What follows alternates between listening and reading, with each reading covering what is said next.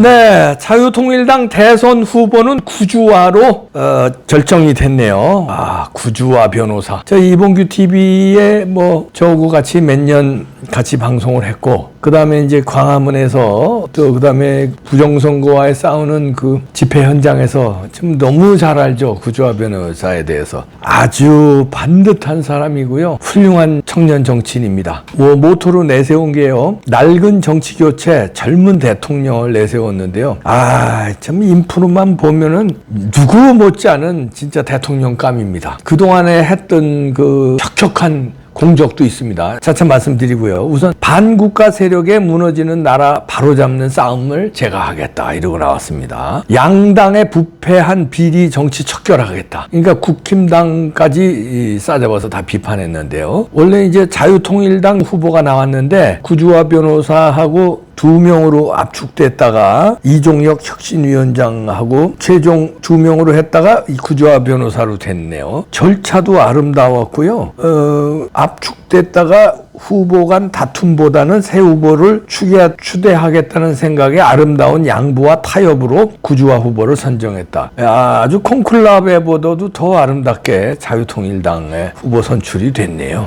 근데 이 구주화 후보는요, 제가 많이 겪어서 아는데 참 훌륭한 청년 정치인인데요. 일단 나이 젊은 것도 강점이지만 80년생입니다. 45세죠. 서울 출생이고 용문고등학교 졸업하고 고려대학교 생명과학, 요 시기에 생명과학이 굉장히 떴을 때예요. 그 시기별로 우수한 학생들이 가는 과가 있습니다. 저희 때는 전자공학과가 그 이과에서 진짜 공부 제일 잘하는 애들이 거기 가고 그랬어요. 저희 때는. 요즘엔 의대들 공부 잘하는 애들이 많이 가지만 요때 1980년 구주화 변호사가 입학시험 볼 때는 생명과학이 또 많이 떴을 때입니다. 그랬는데 이제 그 DNA가 이런 사회를 개혁해야겠다는 DNA가 있었나 보죠. 로스쿨에 갔습니다. 그래서 강원대 로스쿨에 나와서 변호사가 된 건데요. 그리고서는 여러 가지 일을 했죠. 우선 제일 최근에는 USB 국가기밀이라는 거를 알아냈어요.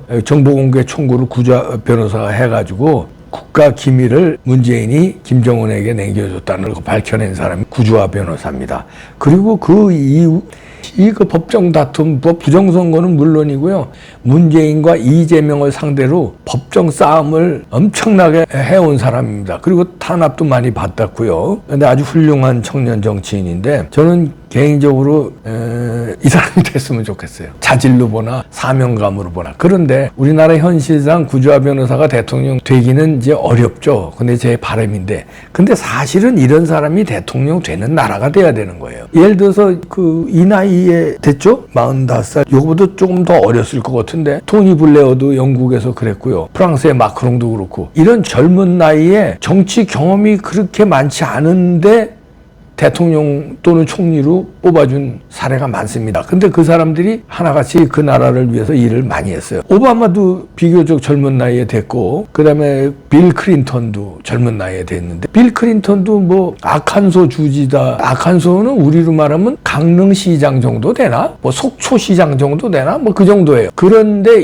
그냥 대통령이 됩니다. 그게 이제 그래도 선진국인데 우리나라는 아직 그렇게 안 되잖아요. 그저 미워도 다시 한번 국힘당 후보, 그저 저쪽은 그냥 민주당 후보, 호남이 꽉 틀어지고 이쪽은 또 영남이 꽉 틀어지고 그냥 어떻게 거기서 나오는 사람만 되잖아요.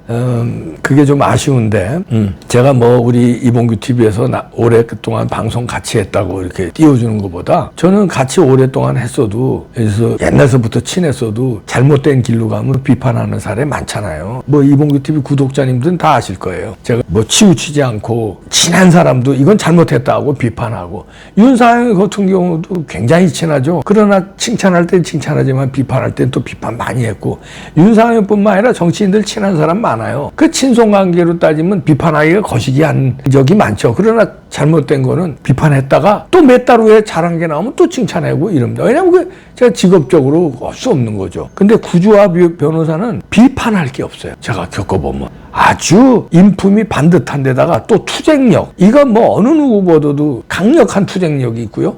그 다음에 헌신, 자유우파를 지키려는 그 헌신과 노력은요 어느 사람보다도 앞서고요. 그 다음에 묵묵히 추진력, 일한 게요 많은 일을 그동안에 했어요. 그래서 좀 됐으면 좋겠는데 가능성 그렇게 크지 않은데, 자 그러면 이제 여기서 우리가 이제 구주화 변호사 같은 사람은 어떻게 활용해야 되느냐, 이거를 우리가 이제 제가 지금 얘기하고 싶은데, 자 야권에서는 김재현이란 후보가 있습니다. 김재현이가 이제 진보당인데 민주당과 단일화에 합의했습니다. 이 김재현이라는 존재감이 있습니까? 진보당이 존재감이 있어요. 그러나 더불어민주당 그 거야당, 거대 정도가 아니라 여당보다도 훨씬 큰 저 정당에서, 그 다음에 이재명이 지금 압도적으로 지금 1위를 하고 있잖아요. 그럼에도 불구하고 요 별거 아닌 진보당의 후보인 김재현을 끌어안으면서 단일화로 합의했다고 추켜 세웁니다. 그러면서 뭐 공동선언 발표를 하고, 예, 이렇게 합니다. 엄청 위해줘요. 세력으로 말하면 무시해도 되는 세력이야. 진보당 자체도 무시해도 되고,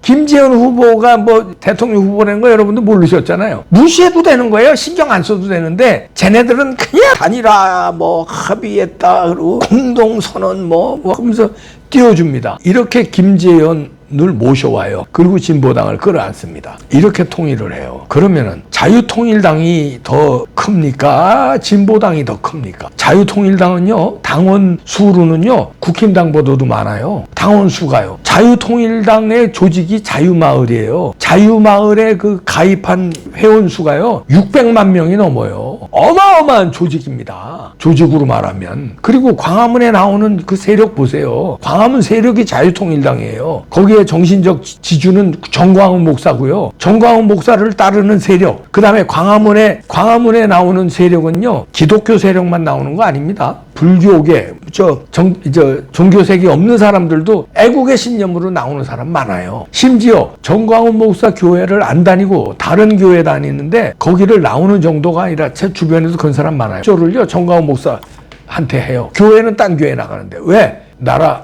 제대로 지켜주는데 열심히 투쟁하라고. 그러면 자금이 필요하니까 11조를 거기다 하는 사람 많아요. 그런 세력 자유통일당이에요. 그러면 저쪽은 진보당 보잘것없는 저거를 단일화에 합의했다 추켜 세우고 모셔가는데, 그러면 국힘당은 어떻게 해야 됩니까? 자유통일당 끌어안는 노력을 해야 돼요. 모셔가는 정도가 아니라 진짜예요. 읍소해야 돼요. 급할 때는 저 광화문에 나와서 연단에, 지난번에 또 윤석열 대통령 위기에 몰려서 윤 대통령이 막 지지율이 뜨니까 광화문에 다 기어나오더구만. 또 국힘당 의원들 다 마이크 잡고 막 윤 대통령을 지키자. 광화문이 밥상 차려놓은 거에 또 숟가락들 다 얹더라고. 그러더니 윤 대통령이 이제 대선 전국에서 조금 이제 소외됐잖아요. 대선에 나갈 수가 없는 사람이니까. 그러니까 또 광화문을 다 손절해요. 그리고 광화문에 요즘 안 나오잖아 또. 야, 이렇게 안 나오는 정도가 아니라 대놓고 또 뭐 수구 세력, 극우 세력과는 뭐 거리를 둬야 된다, 이런 식으로 나와요. 국힘당이. 민주당 하는 거 보세요.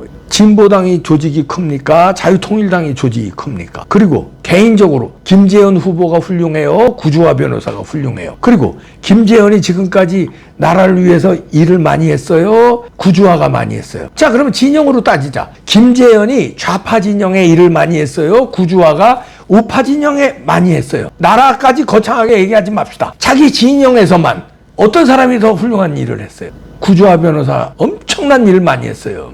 그리고 그 뒤에 세력은 광화문 세력, 그리고 자유통일당, 어마어마한 세력이야. 근데 무시해. 그리고 자 보세요. 이 김재현하고 단일화했다는 건 주간조선에서 속보 이러면서 난리 났어. 조선일보에서 주간조선 나오네요. 야권 이재명으로 단일화, 김재현 후보 사퇴 이러면서 속보 이러면서 난리 나. 구주화 변호사 보도 안 해. 자유통일당의 대통령 후보 됐는데 보도 안 해요. 비중이 엄청 큰 그 광화문 자유통일당, 당원 숫자도 어마어마하게 많은 그 자유통일당 무시해버려. 저쪽에 그냥 한 줌밖에 안 되는 거 오히려 좌파 진영의 후보 단일화 속보하고 띄우고, 보수우파 신문에서 우파 맞긴 맞냐? 지금 우파라고 뭐 얘기도 하기도 뭐 거시기 하지만 이런 실정입니다. 그래서 제가 바라는 거는 구주화가 대통령이 됐으면 좋겠지만 현실상 어려움은 구주화 개인 인품 훌륭하고 그동안에 엄청난 일 많이 했어요. 자유민주주의 지키는데. 그리고 그 뒤에 자유통일당과 광화문과 엄청난 세력이 있어. 그러면 어떻게 해야 됩니까? 지금서부터라도 국힘당 집안 싸움만 할 게 아니라 이게 외연 확장이에요. 외연도 아니야. 이게 본진이야. 광화문이 우파의 본진 아니에요, 솔직히? 구주화하고 단일화하는 노력. 구주화는 단일화 얘기 안 해요, 지금. 하면서 뭐라고 하냐면요. 이번 대선에서 자유통일당의 압도적 승리를 해야 한다. 낡은 정치를 교체하고 젊은 대통령이 될 것이다.